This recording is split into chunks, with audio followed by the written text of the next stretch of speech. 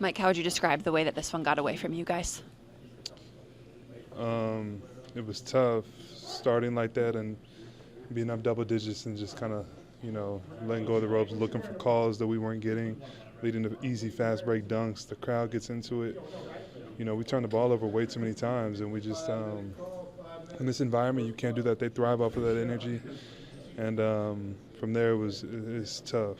It's very tough to get back in the game after that. How frustrating was it for you personally to have to play through the injury that you had to play through, knowing that you could do more but you couldn't physically? I mean, there's so many parts of it that are tough.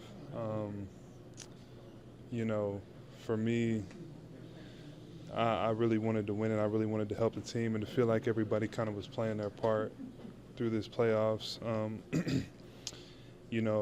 been playing good basketball, AG, CB, doing probably more than they were even expected, and then to feel kind of like you just couldn't give your team what you wanted. That's really tough for me, and I know that I was, going through some things with the shoulder, the brace had broke, and I was trying to find one that fit, and I felt balanced with. But it's hard, and then the shoulder, that affects so many things. That affects how you sleep. I couldn't sleep through the night very well because it was very painful. I couldn't lift. I haven't lifted, and I'm so used to playing basketball, having lifted weights and feeling strong and feeling like your shot is feeling a certain way. So there were so many parts of it that were frustrating for me. But at the end of the day, I didn't play well this series, this playoffs, and I got to figure out a way to get my body into a better place if possible, and become a better player. If you guys are healthy, do you still feel like you have all of the parts to win a championship in this locker room? I mean, I feel like it. I feel like, we took them to Game 7 after not really getting any rest from the last series was a battle. We took these guys to Game 7, and they're probably the best team in the league this year. I mean, we'll see what happens, but they have a championship-level team over there. They compete. They're very good on both sides of the ball, and we came up short tonight, but I don't feel like it should have got to a Game 7. There was a couple games. One we lost at home. There was another one we lost on the road. There were two very winnable games, and I feel like we got the pieces, but that's all up to the top and how they feel about it.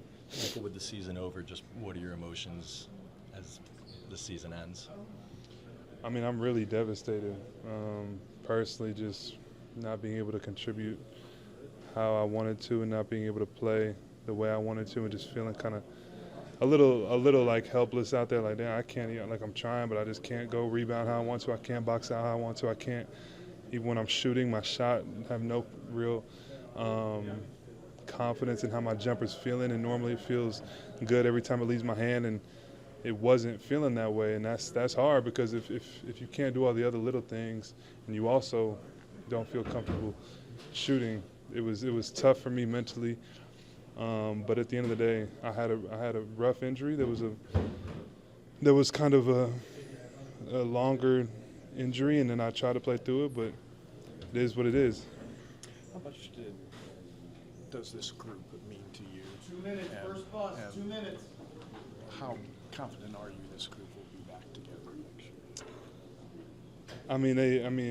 year? Top to bottom. I mean, from the Cronkies to Tim Conley, who drafted me, to Calvin, to Coach Malone, then now DA. I have a lot of appreciation for everybody in here. With the coaching change, I felt like there was things DA was trying to figure out on the fly, and he did a great job with the hand he was dealt. And everyone in this locker room, means a lot to me. I'm not sure if it'll be the same exact group next year, but whatever's next for me, whatever's next for this team, I know that the guys will be ready for it.